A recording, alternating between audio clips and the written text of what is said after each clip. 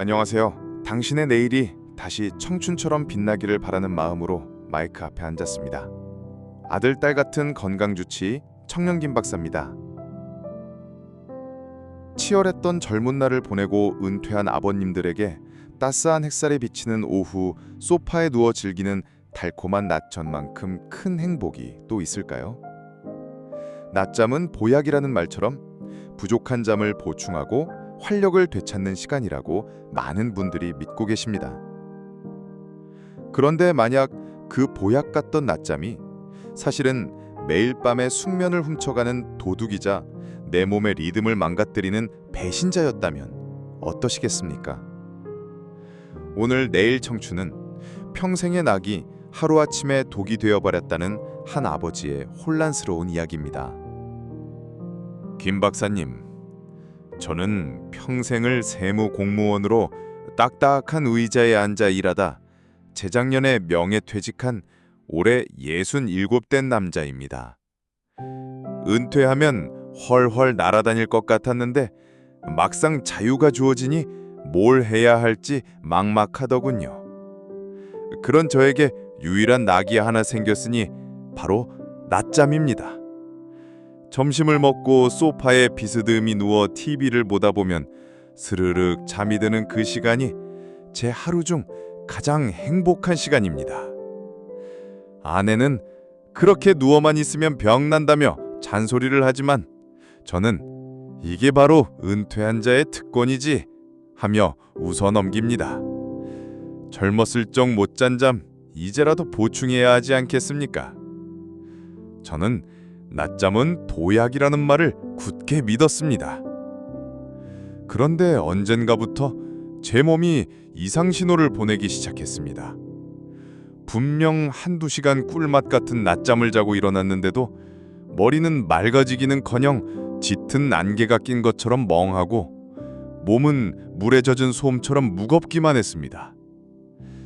기분 탓이려니 하고 저녁이 되면 이번엔 말똥말똥한 정신으로 잠을 이룰 수가 없었습니다. 침대에 누워 양을 세어보고 뒤척여봐도 잠은 오지 않고 새벽 2시, 3시가 되어서야 겨우 잠을 들곤 했죠.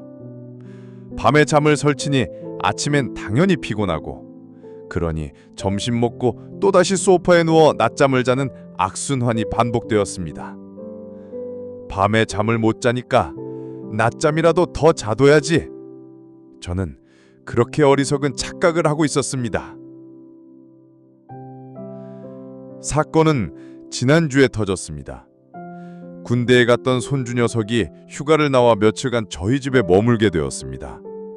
오랜만에 만난 손주가 반가워 이것저것 대화를 나누는데 점심시간이 지나자 어김없이 저에게는 졸음이 쏟아졌습니다. 할아버지가 잠깐만 눈 좀 붙일게. 저는 손주를 거실에 혼자 둔 채 소파에 누워 깊은 잠에 빠져들었습니다. 얼마나 잤을까요? 아내의 다급한 목소리에 겨우 눈을 떴습니다. 여보 일어나봐. 벌써 저녁 6시야. 시계를 보니 정말 저녁 시간이 훌쩍 넘어 있었습니다. 손주는 소파 구석에서 스마트폰만 만지락거리며 저를 멀뚱멀뚱 쳐다보고 있더군요. 그 순간 너무나도 창피하고 미안했습니다. 귀한 휴가를 나온 손주와 시간을 보내기는커녕 할아버지는 하루의 절반을 잠으로만 보낸 셈이니까요. 그날 밤 아들이 부모님께 드릴 말씀이 있다며 저와 아내를 앉혀놓고는 조심스럽게 입을 떴습니다. 아버지, 손주가 그러는데 할아버지가 하루 종일 잠만 자서 하나도 못 놀았다고 속상해해요. 그리고 아버지, 혹시 밤에 잠 잘 주무세요? 저는 밤에 잠 못 드는 사실을 들킬까봐 뜨끔했지만 그럼 잘 자지 하고 큰 소리를 쳤습니다. 그러자 아들은 한숨을 쉬며 자신의 노트북을 열고 무언가를 보여주었습니다. 그 화면에는 수면의 과학이라는 다큐멘터리 영상이 나오고 있었습니다. 영상 속에 한 의사가 말하더군요. 30분 이상 긴 낮잠은 밤잠의 질을 떨어뜨리는 주범입니다. 특히 깊은 잠 단계까지 들어가는 긴 낮잠은 뇌의 생체 시계를 교란시켜 밤의 숙면을 방해하고 오히려 만성 피로와 무기력증을 유발하는 독이 별 수 있습니다.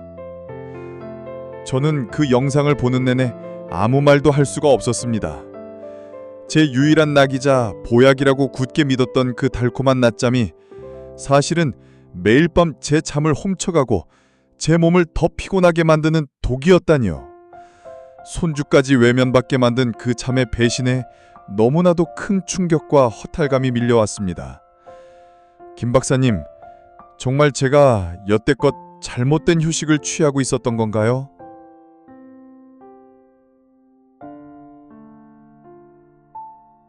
아버님, 편지를 읽으며 나른한 오후의 소파 위에서 고독한 평화라도 찾고 싶으셨을 아버님의 마음이 느껴져 가슴 한편이 아려왔습니다.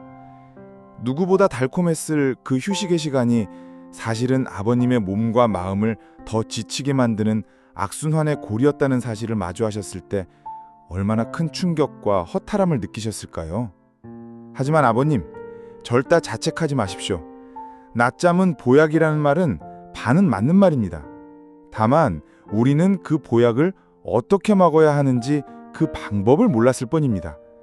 아드님의 그 다큐멘터리 영상은 아버님을 책망하는 것이 아니라 이제부터라도 명품 수면을 되찾아 활기찬 내일을 맞이하시라는 희망의 메시지입니다. 이 아들 김 박사가 아버님의 밤잠을 되돌려드리고 낮 시간을 활력으로 채워드릴 낮잠의 기술을 지금부터 알려드리겠습니다. 첫째, 90분의 수면 주기를 이해하는 것이 첫걸음입니다. 우리 잠에는 주기가 있습니다. 얕은 잠에서 시작해 깊은 잠으로 들어갔다가 다시 얕은 잠으로 나오는데 대략 90분 정도 걸립니다. 그런데 낮잠을 30분 이상, 즉 한두 시간씩 자게 되면 우리 뇌는 깊은 잠 단계로 진입해버립니다. 문제는 이 깊은 잠 단계에서 억지로 깨어날 때 발생합니다. 뇌는 아직 잠에서 깰 준비가 안 됐는데 억지로 깨우니 머리가 멍하고 몸이 축 늘어지는 수면 관성 현상을 겪게 되는 것이죠. 이것이 바로 아버님께서 낮잠 후에 더 피곤했던 이유입니다. 또한 낮에 이미 깊은 잠을 자버렸으니 뇌는 밤에 오늘은 깊은 잠을 잘 필요가 없겠다고 착각하여 불면증을 유발하는 것입니다.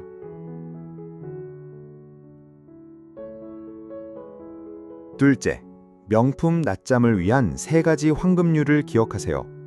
이제부터 낮잠을 독이 아닌 진짜 보약으로 만드는 황금률 3가지를 알려드리겠습니다. 첫 번째 황금률은 20분만 알람을 맞추고입니다. 뇌가 깊은 잠에 빠지기 전 단계인 20분 내외의 짧은 낮잠은 피로를 회복시키고 오후의 집중력을 높여주는 최고의 보약입니다. 반드시 스마트폰 알람을 20분 뒤로 맞춰놓고 주무셔야 합니다. 두 번째 황금률은 오후 3시 이전에입니다. 너무 늦은 오후의 낮잠은 밤잠에 직접적인 영향을 줍니다. 점심 식사 후 나른함이 몰려오는 오후 1시에서 3시 사이가 낮잠을 위한 최고의 시간입니다. 세 번째 황금률은 앉거나 기대서입니다. 침대나 소파에 본격적으로 누워버리면 우리 뇌는 밤잠 시간이라고 착각하여 깊은 잠에 빠지기 쉽습니다. 의자에 앉아 목베개를 하거나 소파에 비스듬히 기대어 잠깐 눈을 붙이는 것이 좋습니다. 셋째, 낮잠을 대신할 활력 충전소를 찾아보세요. 졸음이 쏟아지는 진짜 이유는 몸이 휴식을 원하기 때문입니다. 하지만 그 휴식이 꼭 잠일 필요는 없습니다.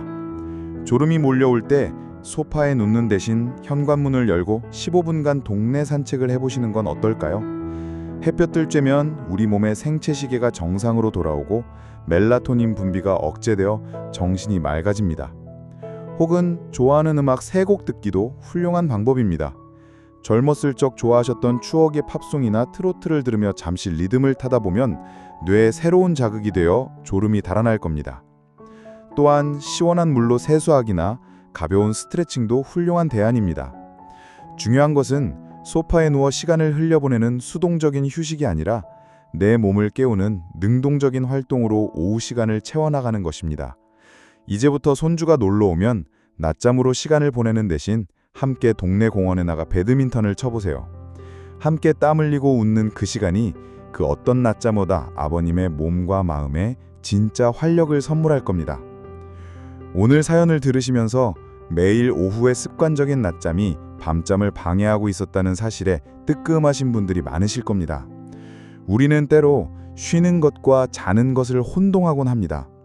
제대로 된 휴식은 무작정 오래 잠을 자는 것이 아니라 내 몸의 리듬을 존중하고 삶의 활력을 되찾는 활동으로 시간을 채워나가는 것입니다.